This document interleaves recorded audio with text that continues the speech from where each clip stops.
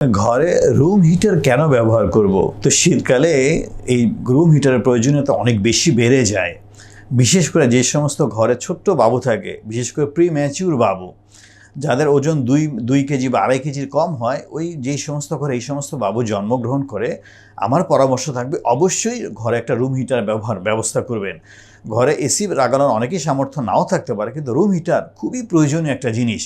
কারণ অনেক সময় দেখা যায় যে দেশের টেম্পারেচার এত আপ ডাউন করে, অনেক সময় শীতকালে আমাদের দেশে শৈত্যপ্রবাহ হয়, যেটা আমাদের গরিব মানুষদের জন্য, যে সমস্ত মানুষ টিনের ঘরে থাকে তাদের জন্য অনেক সময় দেখা যায় যে টেম্পারেচারটা মেনটেন করা খুব কষ্ট হয়।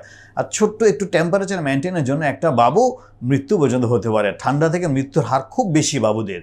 এই জন্য আমার পরামর্শ থাকবে, শীতকাল শুরু হওয়ার আগে প্রত্যেকেই যাতে ঘরে একটা রুম হিটারের ব্যবস্থা করেন।